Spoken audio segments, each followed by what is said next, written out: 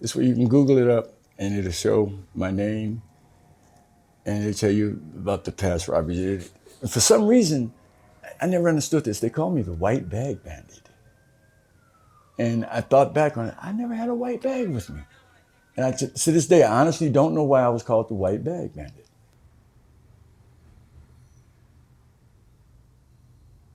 When was the last time you robbed a bank? 2015. 20,000, yeah. Not that long ago. Yeah. How'd this start? It's by accident. I just got you. What happened when I was living in Berkeley, California? I was strung out on heroin with my girlfriend, and I had a friend named John. His name was John too.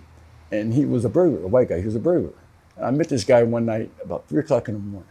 I thought he was homosexual. Honest got you, because the way he put it, but he just got out the joint. We was talking. So one day, where I lived at in Berkeley, we were going back to my apartment, and he said, hey, I got to stop and do something real fast. So he went to a bank. Now, this bank is right on the corner, half a block from where I lived at. He went up there with a note. He robbed the teller. I didn't even know. It's the honest God truth. I had no idea that I was even involved in this robbery. 10, 15 days later, I'm sitting in the apartment, knock at the door, 2 cops there. And my nickname was John Boy in Berkeley. I had a nickname. I was known for drugs and stuff like that. And the cop says, I'm John Boy. He says, you're under arrest. I go, for what? He says, bank robbery. I go, what the fuck are you talking about, bank robbery? The only thing that saved me, they never arrested him. And I never approached anyone inside the bank or anything like that. I was just standing there. And they explained to me what had happened. So I seen him afterwards. I said, what the fuck? How come you didn't tell me? At least give me some of the money, motherfucker. But it wasn't a whole lot of money back then. And what he did, took a note and he robbed him. And about 2 or 3 months later, me and my girl had split up. I was in San Francisco one day, just walking around, dead broke, sick, I needed some drugs. I walked into a bank with a note. I wrote a note, this is a robbery, I have a gun. Hands her telling, I'll never forget this. She gave me $1,600. Right? To me, it was like $1 million. I grabbed it, ran out, and it was from then on, first time I got arrested, I robbed 33 banks in 30 days. You didn't get caught? No. I got caught on a fluke. I got caught in Oakland, California, and the way I got caught, I was in a taxi cab. We're going down the street one way, the cop car was coming this way. Me and I had this girl, Julie, in the cab with me. And the cop see me, it knew me. And that's how I got arrested for it. I've never once been arrested inside of a bank, coming out of a bank. What's the closest I ever came in? I've never gotten arrested the same day I've robbed the bank. You know what I'm saying? I've always gotten away. It's never been the exact same day. I've always been, first time I got out, honest God truth, I was out 3 weeks, I think it was. And I robbed 21 more banks. Honest God, I robbed 21 more banks. Got arrested, this was in 1986.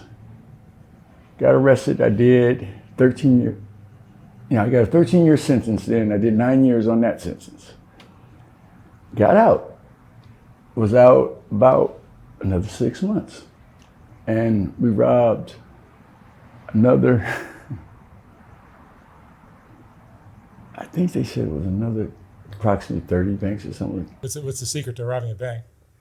It's got to be a lot of adrenaline. I turned into a different person. Honestly, God, like what happened, everyone tells me that I get like geeked up before I go in. It's like it's another high. And it takes me, I can come out like after bank, get high, whatever. It still takes me a couple hours to like actually calm down. I'm just calm down because I get this mentality in my head that like, once I go in there, I'm coming out with money. Period. I'm not gonna take no for an answer. You're gonna give me some money. And I'm trying to think, honest God, have I ever had a loaded gun with me? Yeah, a couple times. I have that. Where I had a gun with me that was actually loaded. But the majority of the time, I've never had a gun with me. I've never had a weapon with me. What's the fuel behind deciding to rob a bank? Is it a drug addiction? Yeah. The drug addiction, but then it got to the point where it wasn't even a drug addiction. It became addicting itself, the adrenaline behind it. Because I had a friend, and he used to wake me up, and we're doing together, and we would rob banks when we didn't even need the money. If it makes any sense. You're just doing it for the adrenaline rush. We would get up. He'd come get me like 9, 10 o'clock in the morning, We go hit a bank, come back, and I go back to whatever motel we're staying in and go back to sleep.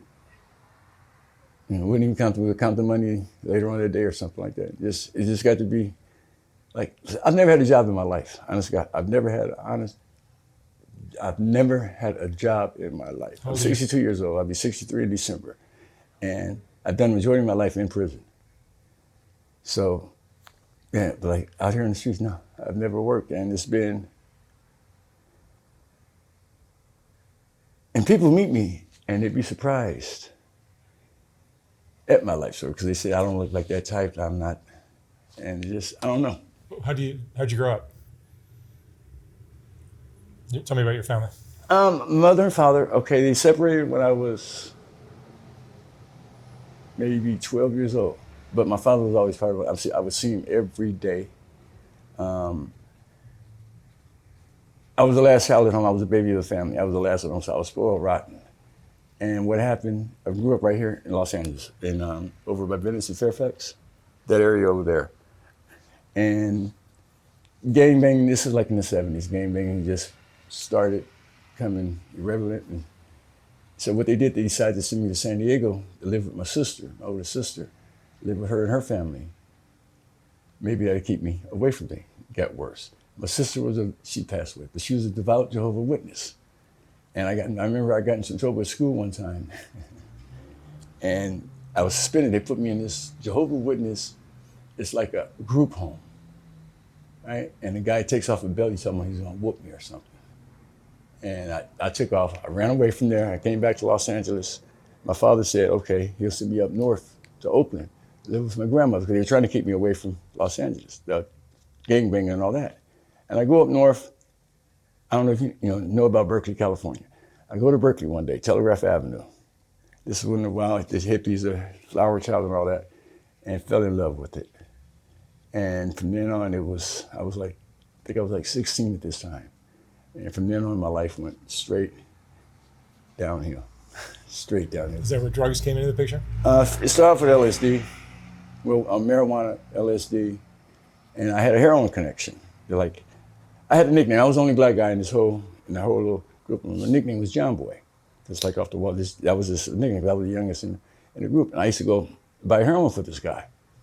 And they would pay me money. So one day I went and bought some. I said, let me try this.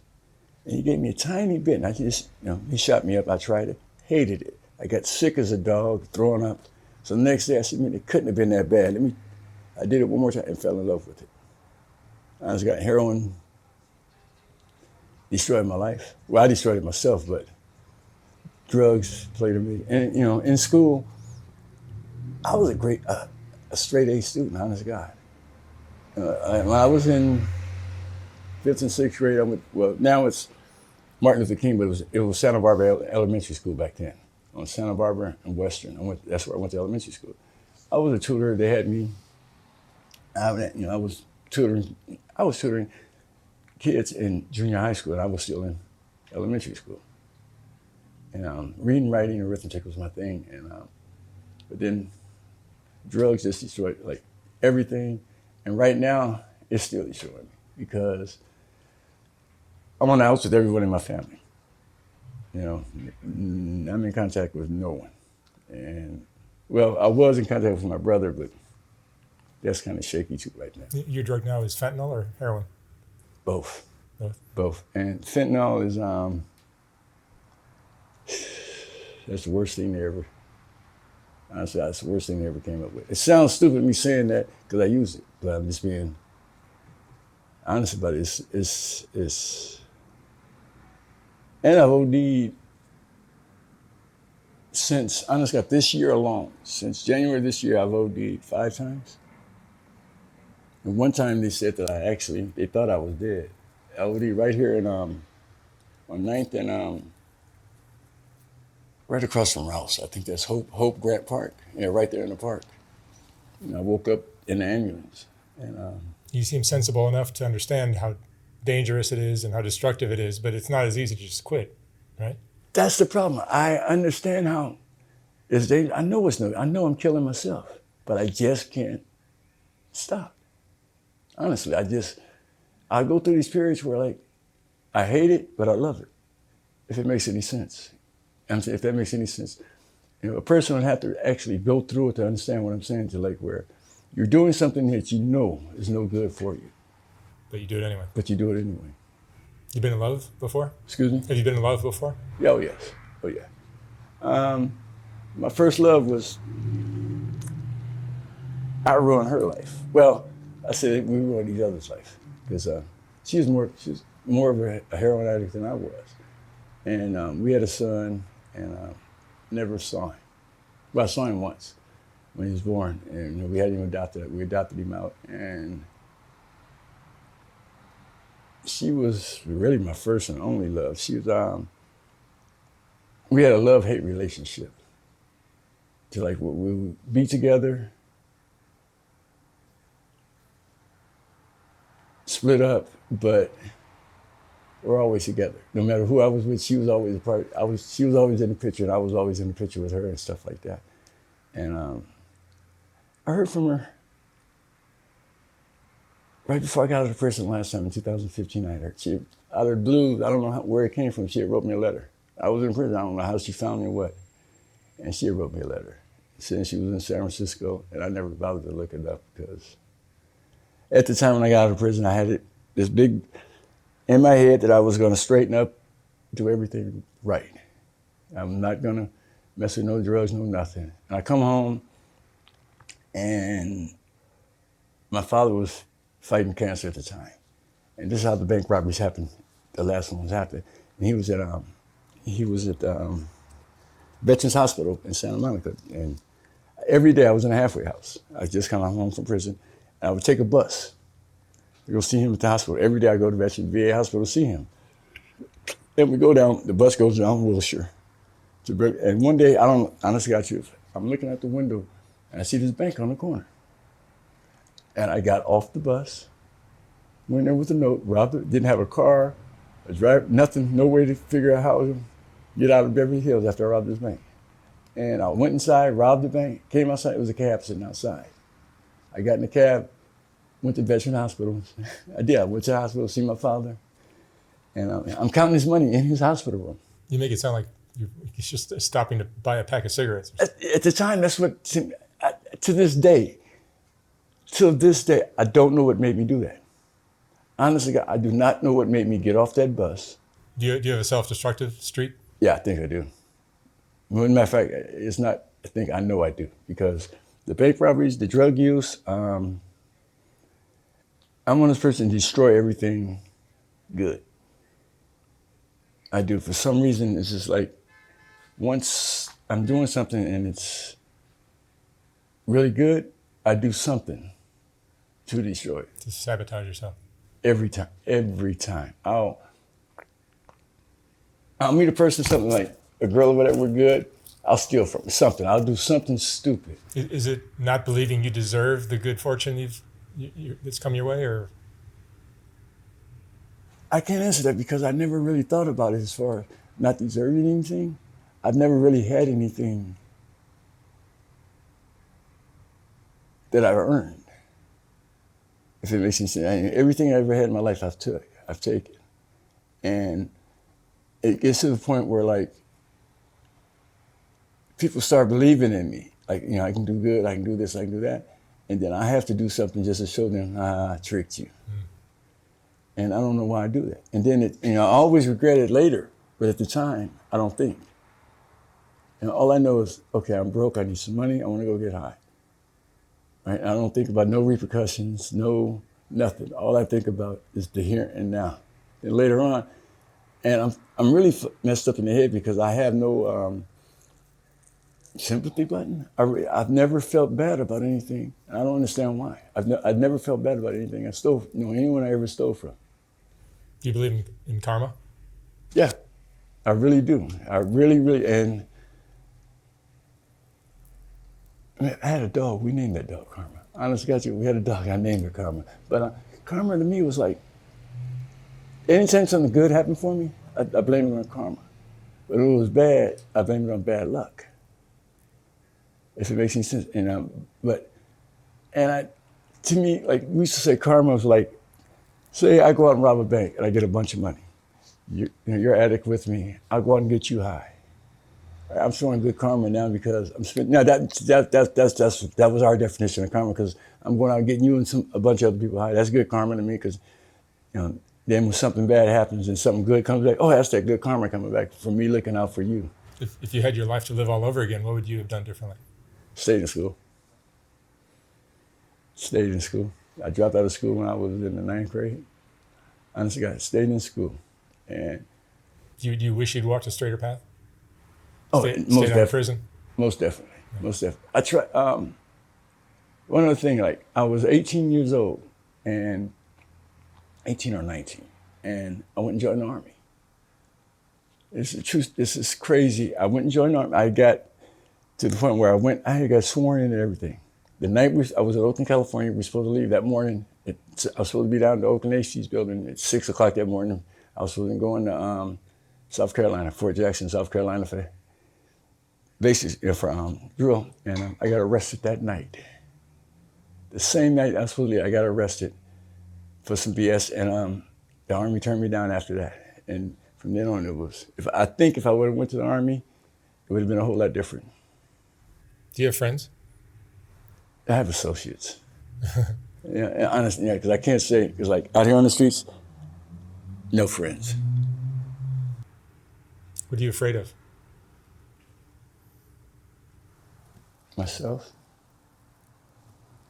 Honestly, myself, because it's funny you asked me that, because I was telling a guy the other night, like, we got into an argument with this guy, and I had to tell this guy, like, see, I don't know what you would do in an altercation. I don't know how you would react, but I know my reaction. And so I'm more afraid of what I would do than what someone else would do to me, if it makes any sense, because I know my limits, and I have none. Yeah. I used to have a T-shirt that says, every day's a fine day to die. And that's a hell of a way to go through life thinking little dumb shit like that, you know what I mean? And, do you think this trait is something you inherited from your family, or is it just something? I can't say that because I'm the only one in my family who's just like this. I'm the only one in my family. Were you treated in a way that? Yeah, I'm the only one in my family with the drug problem, everything. Everyone else in my family is like, my sister, she passed away from cancer, but she worked for University of San Diego. She was in the oceanography department. I have my oldest brother, he lives in Thailand right now. He retired, he lived in Seattle, he was back there. You're the black sheep of the family. Yes, yes, yes, yes. And it's crazy because my oldest brother, one in Thailand, he's 12 years older than I am, but we're born on the same day. Both of us, our birthday is December 4th. And they tried. No, they did. And, I understand why they do what they do now. But I used to blame them for not giving me money. And when I came home from prison, I had some money that supposedly, my mother left some money for us. And I owed the feds a lot of money for the bank robbery, blah, blah, blah. And I couldn't have anything in my name. So what we did, they left it to my brother and they were supposed to give it to me. And when I come home, they were giving it to me at first. Then I started using it again. And they cut my money off. And so that was my excuse to go out and start doing everything again. That was my excuse. And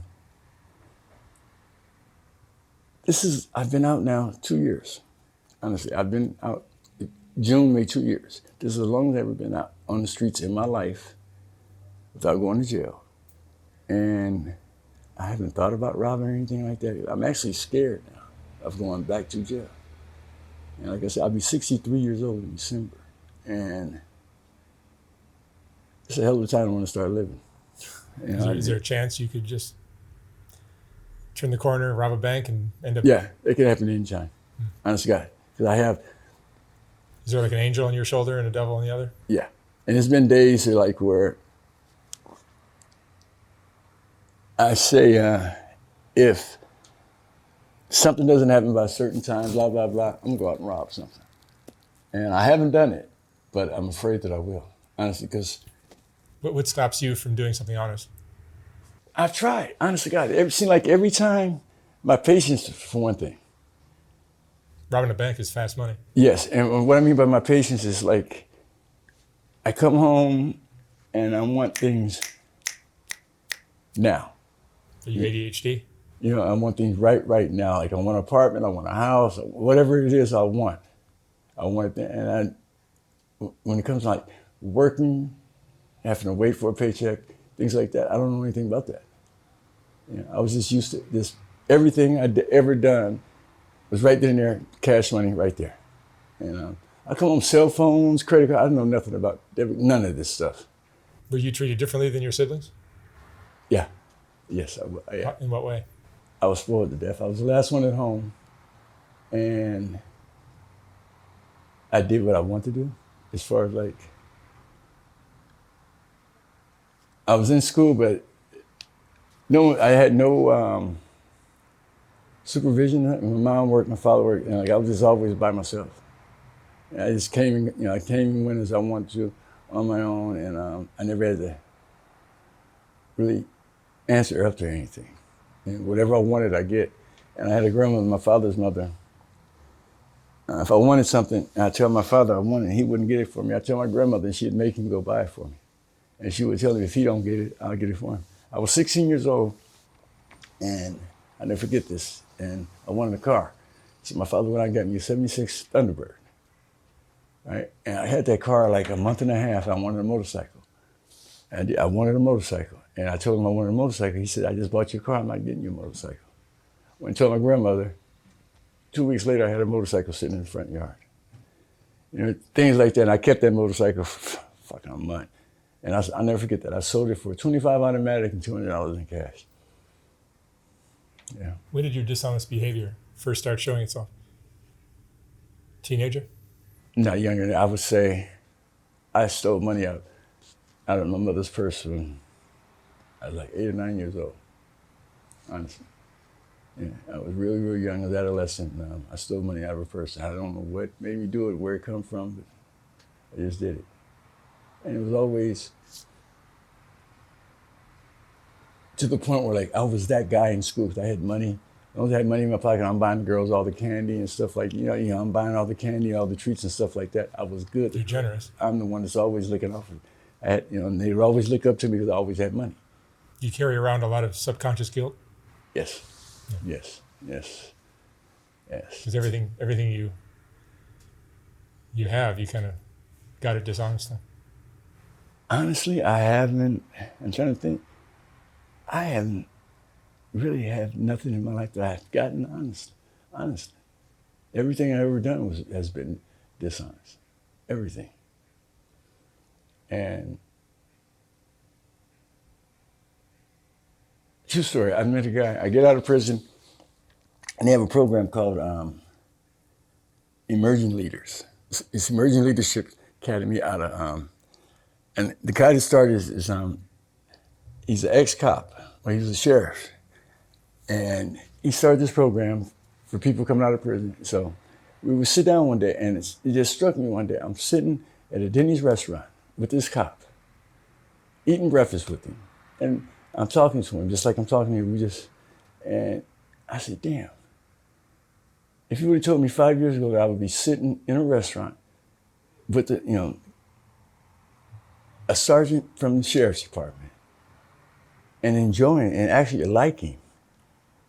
It just messed me up. And he turned out to be a real good guy. It's I can't even remember his name now. See, that's another thing with fentanyl. It fucks your head up to like your memory, everything is just. Where do you stay now? Are you on the street? Yeah, on the streets, wherever.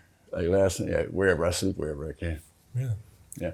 You look pretty clean for somebody who's totally homeless.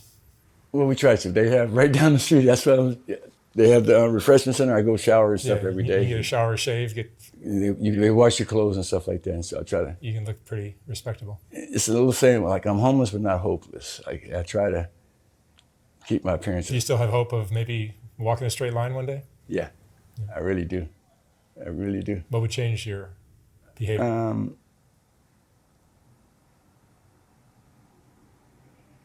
A job and a place to stay. If I settle down and just get a roof on my head, I think it'd be a lot different. Because like right now, I don't even enjoy getting high. Honestly, I do not enjoy getting high anymore. But getting high now is just, it's a coping mechanism on the streets.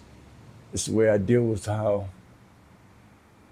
some of the things I'm going through now. Because I couldn't do it sober, to be honest with you. I see what drives a lot of people crazy out here. I would actually go nuts if I was just have to do all this sober. And yeah. Because I do have hopes of. Okay, you asked your question earlier, what am I afraid of? And I told you myself. And one of the things I am afraid of, going back to jail. I do not want to die in prison. Honest to God, I do not want to die in prison. And I don't know where that came from, but I do not want to die in prison. So you're gonna have to walk a straight line. yeah, exactly. And it's just, that's always in the back of my head now. I do not want to, I don't know where that's from or what it is, but I do not want to die in jail. And like I said, I'll be 63 in December, and yeah. And that's keeping me out right now. Because like right now, I have no. How do you make money now? How do you support yourself now? Whatever. Like just, yeah, and what I mean by whatever is just a little drugs dealing here and there. Stealing whatever it takes. I've been lucky lately. I have. And like even this morning I came across some kind of luck, got lucky. Guy I know came up and gave me a whole bag full of weed, just big ass bag of weed, just little things like that, and just yeah. But I'm doing things against the law, but it's pettiness compared to things that I was doing, and it's nothing to like really put me in jail for any length of time or anything like that. Plus, the laws out here in Los Angeles are a joke now, right? They're a joke now. Yeah. Drugs and all that. I've gotten high right in front of a cop. The other night we were sitting up there smoking. I honestly got you. I smoked some fed in front of a cop. There's something illegal going on in every tent. No, the cop drives. We're sitting at a bus stop, and the cop drives up. Me and the girl sitting there. He drives up, and I got a pipe in my mouth. And he looks at me. He says, "What did he tell?" He says, he says, "What is it, crack or meth?" All right, I said, "Meth." He says, "Good choice," and just drove off. And he just drove away. John, what would you say is the most important lesson you've learned in your life?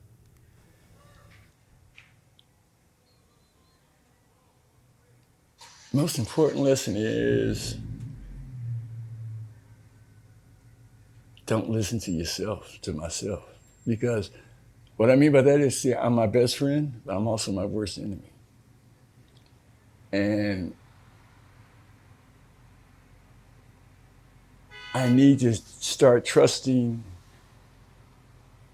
myself more to the good things instead of all the bad things. And the most important lesson in life is, to me, is I don't trust others. I hate myself, but I trust myself more. I don't trust people. If it makes any sense, I don't. Because it's like everyone I ever, and it's, I'm learning now that it's a lie that I've been telling myself. I've always said that. I've always blamed others for my mistakes. If it makes sense, like I use any excuse to go and do something wrong, and I would say, "Oh, Mark made me do this. The only reason I went and robbed this bank is you pissed me off. I needed some money. You wouldn't loan me the $20 I needed to go get high. So fuck it. I'm gonna go out and rob something." And I would always use that for excuses. Now I'm learning. I've been full of shit my whole life, and I'm at the point now where I quit blaming others for my mistakes. I'm learning to accept things that I've actually done. Because I've always blamed other people for whatever, and it's majority of the time they're right and I'm dead wrong. And I'm just now learning to admit that I'm wrong. And I was I consider myself a con man at one time, because like I was running around getting high and no one ever even knew I was getting high. They would never suspect it. I was that little drug addict, and and for years and years, I get people now tell me, "Yeah, you don't look like a bank robber. You don't look like you did that." And I've always used that as an excuse to get over on people. I've been a user all my life. And not necessarily drugs, I mean user of people, of just everything. I've always used. And I'm learning now that I've hurt a lot of people, bro. I have. But I don't feel bad about it. And that's what I don't understand, why I don't have that You have no remorse. at all. At all. And I can't understand why. And I've actually talked to psychs about this, and they're telling me, oh, it'll come. It hadn't come in 63 years. When's it going to come? Do I want to change? Yeah, honestly, God, I do want to change. We'll see. Hopefully, I'll make it this time. All right. John, thank you so much for sharing your story. No problem.